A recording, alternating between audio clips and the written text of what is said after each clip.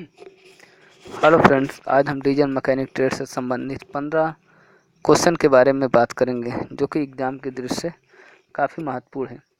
पहला, break horse power प्राप्त होता है। इंजन से जो हमें ब्रेक हॉर्स पावर प्राप्त होता है वह कैसे मिलता है।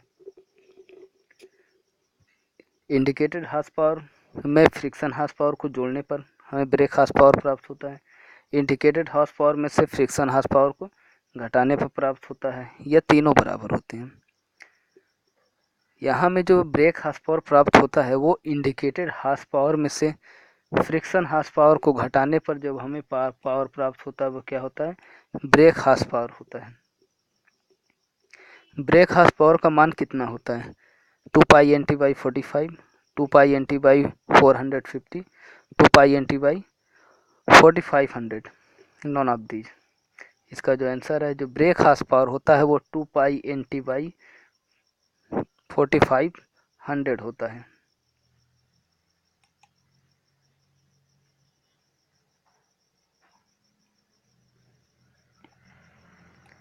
Question number 3, indicated horse power होता है। जो इंडिकेटेड हॉर्स पावर प्राप्त होता है, ये इंडिकेटेड हॉर्स पावर होता है जब पिस्टन सिलेंडर के अंदर जो फ्यूल जलता है उस दौरान जो हमें पावर प्राप्त होता है वो हमारा क्या होता है, इंडिकेटेड हॉर्स पावर। तो इंडिकेटेड हॉर्स पावर क्या होता है, 2 pi N T by 4500, P L A N by 4500 multiply के 2 P L A N by 4500 multiply के ऑल आप दीजिए तो सभी। इसका जो आंसर है बी। जो इंडिकेटेड हॉर्स पावर होता है वो आपका P L N by 4500 multiply की होता है। क्वेश्चन नंबर 4, बोर किसकी माप होता है। जो सिलेंडर में एक टर्म्स का यूज किया जाता है जिसका नाम बोर है। बोर होता क्या है, सिलेंडर का बाहरी व्यास, सिलेंडर का आंतरिक व्यास, सिलेंडर की लंबाई, पिस्टन का आंतरिक व्यास। जो बोर होता है वो सिलेंडर का आंतरिक व्यास जो होता है वो क्या कहलाता है, बोर कहलाता है।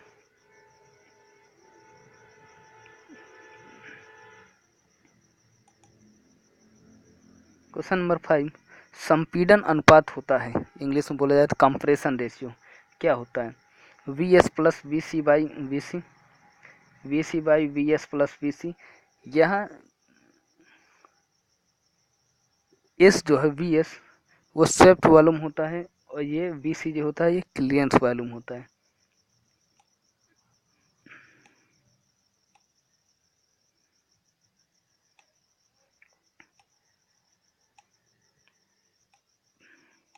ये आपका क्या है, टॉप डेड सेंटर, और ये क्या है, बॉटम डेड सेंटर। ये जो एरिया होता है, ये जो आपको ये होता है स्वेप्ट वॉल्यूम वी एस, और ये जो ऊपर टॉप डेड सेंटर के ऊपर ये जो जितना जगह बचता है ये क्या होता है, वी सी, क्लियरेंस वॉल्यूम। तो वही पूछा गया है कि संपीड़न पर होता क्या है, V S plus V C by V C, V C upon V S plus V C, V S plus V C by V S. ये जो वी एस है ये V C, V S upon V S plus V C upon V C upon में ये V सी है। इसका जो answer है पहला है, होता है क्या, V S plus V C upon V C, मतलब ये पूरे का रेशियो है V C, V S plus V C upon V C, यही राइट आंसर। यांत्रिक दक्षता क्या होता है, mechanical efficiency, brake horse power upon indicator horse power multiply 100, brake horse power minus indicator horse power upon indicated horse power multiply 100, indicated horse power upon brake horse power multiply 100, brake horse power indicated horse power.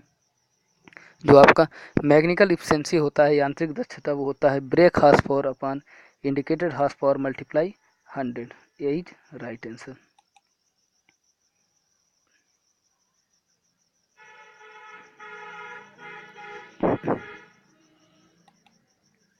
Question number 7, 100 CC में CC का पूरा क्या नाम। गाड़ी में जैसे बोला जाता है कि 100 सीसी के, ये 200 सीसी के, 500 सीसी का है, तो सीसी का मतलब क्या होता है, cubic compression, centimetre cubic, cubic centimetre, none of the. तो इसका काम क्या होता है, cubic centimetre. C is right answer. एक 4 स्ट्रोक इंजन 3600 आरपीएम पर घूम रहा है, पावर कितनी बार प्राप्त होगा? दोस्तों इसमें बोला क्या है कि 4 स्ट्रोक इंजन है, कितने आरपीएम पर घूम रहा है? 3600 आरपीएम पर घूम रहा है, तो पावर कितनी बार जनरेट करेगा? एक बात तो यहाँ याद रखिएगा कि अगर ये पिस्टन है, सिलेंडर, और यहाँ क्या है, ये क्रैंक।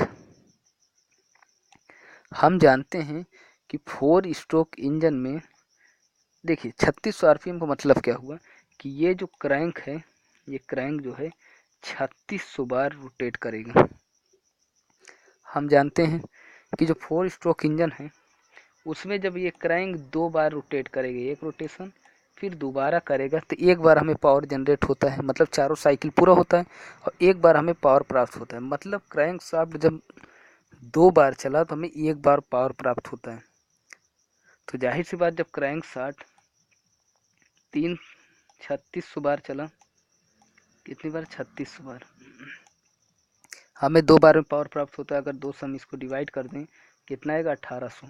इसका मतलब क्या है कि अगर 4 स्ट्रोक इंजन है वो 3600 बार घूम रहा है तो हमें केवल 1800 बार पावर प्राप्त होगा। B is right answer, 1800।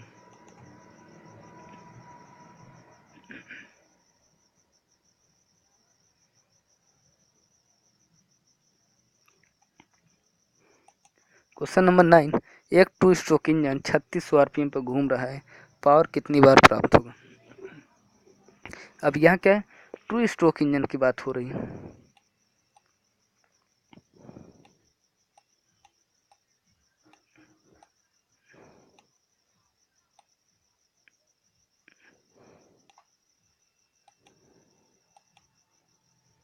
Two stroke engine में है जो ये क्रैंक होता है आपका,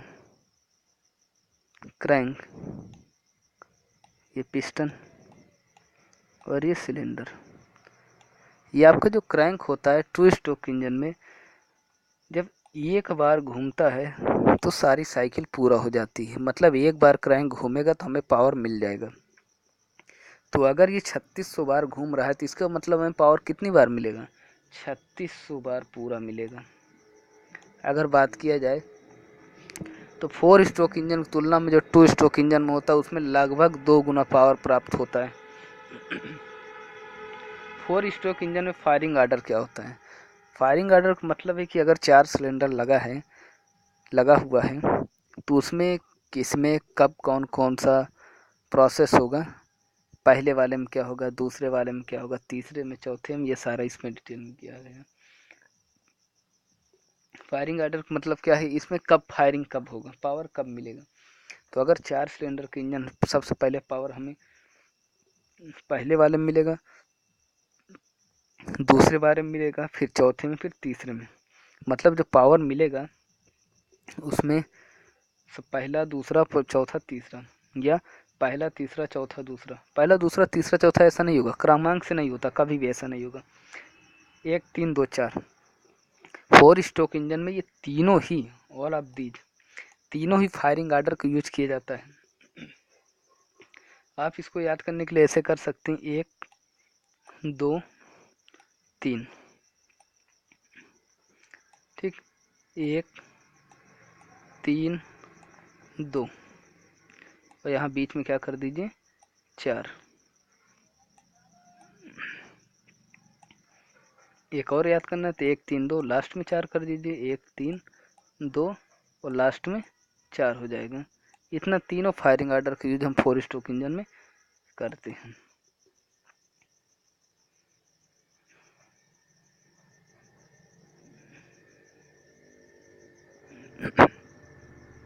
क्वेश्चन, 6 सिलेंडर इंजन में फायरिंग आर्डर क्या होता है? 6 सिलेंडर इंजन में ये चारों ही फायरिंग आर्डर का यूज किया जाता है। इसको आप कैसे याद करेंगे ये आप पर डिपेंड करता है, लेकिन ये चारों ही फायरिंग आर्डर क्या है, इसमें यूज किए जाते हैं। इसका आंसर क्या है? All of these. 4 stroke engine का चालन संभव है केवल एक दिशा में, दोनों दिशाओं में, किसी भी नहीं। जो 4 स्ट्रोक इंजन है उसको कितनी दिशाओं में घुमा सकते हैं? तो 4 स्ट्रोक इंजन केवल एक ही दिशा में घूम सकता है, दोनों दिशाओं में ये इंजन नहीं घूम सकता। लेकिन 2 स्ट्रोक जो इंजन है वो दोनों दिशाओं में घूम सकता है, मतलब उसको दोनों दिशाओं में स्टार्ट किया जा सकता है। इसे केवल एक ही दिशा में स्टार्ट करेंगे, एक ही दिशा में स्टार्ट होगा।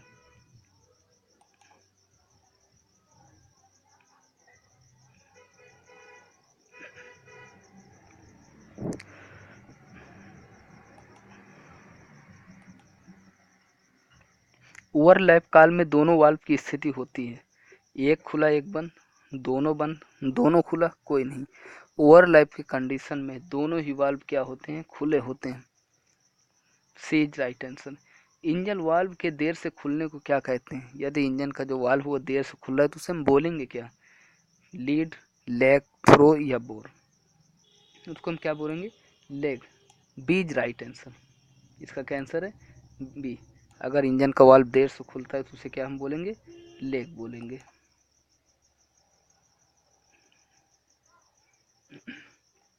क्वेश्चन नंबर 15, किस प्रकार के इंजन में अच्छी बैलेंसिंग और अधिक समांतर टार्क प्राप्त होता है? Upward engine, we engine, radial engine या इनलाइन इंजन? इसका जो आंसर है, इनलाइन इंजन में हमें एक समांतर टार्क और बैलेंसिंग प्राप्त होता है। दोस्तों ये वीडियो आपको अच्छा लगा हो तो इसे लाइक, शेयर और सब्सक्राइब करना न भूलें। Thanks for watching.